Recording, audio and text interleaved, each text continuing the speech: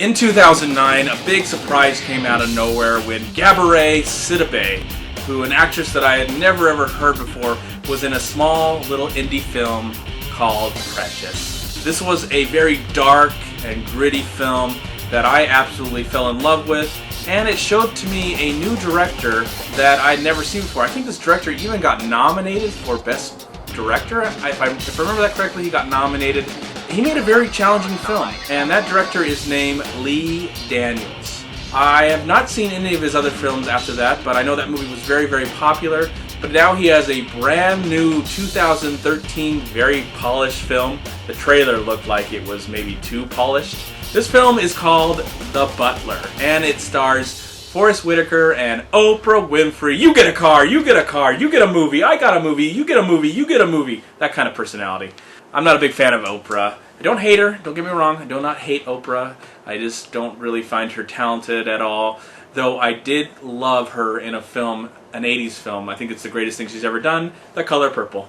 One of the greatest movies ever made, especially from the 80s. In this brand new film, we get to learn about a man who grew up on a cotton farm, but was able to, because of certain events, was able to work in the house of where his family worked. And from there, he got job after job as being a servant, and then slowly he became a butler for 7 presidencies. I believe 7 presidencies from the 1950s to the 1980s. Yeah. So, anyways, it tells a general story of, I don't remember what his name is. I forgot it already. I'm not good with names, but he's played by Forest Whitaker, and I really like Forest Whitaker as an actor. I think he's very talented.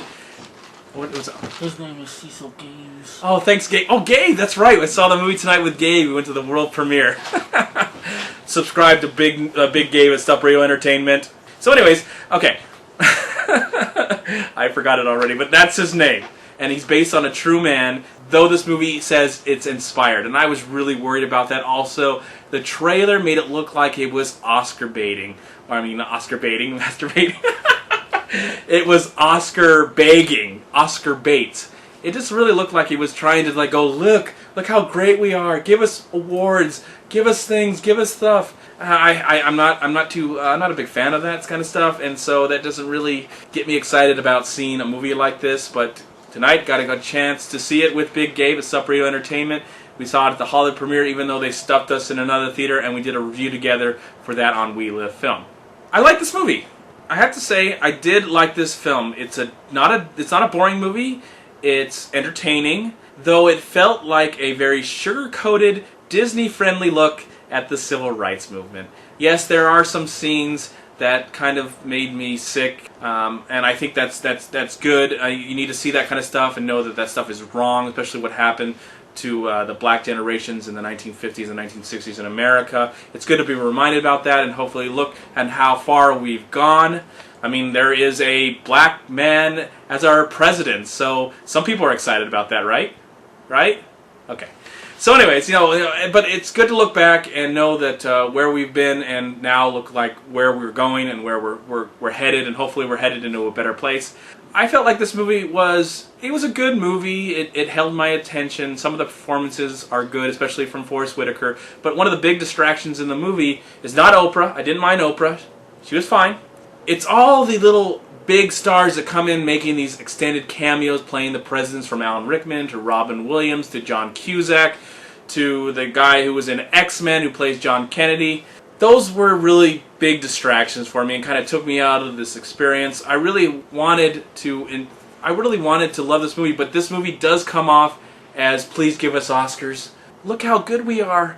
Come on, shower us with gold. It does look off that. I would love to see something that was more profound about the movement that was going on back in the 1960s. I want to see something that was more shocking. Maybe in a documentary or book form it would have been more emotional and something that really moved me. But on a whole, this movie is good, and I do recommend that you see it at least once in your life. But there are better movies that do tell about the stories of the generation, the civil rights movement, that deserves more respect. This movie is good. It's alright. It does what it needs to do. But I felt like it could have been so much better.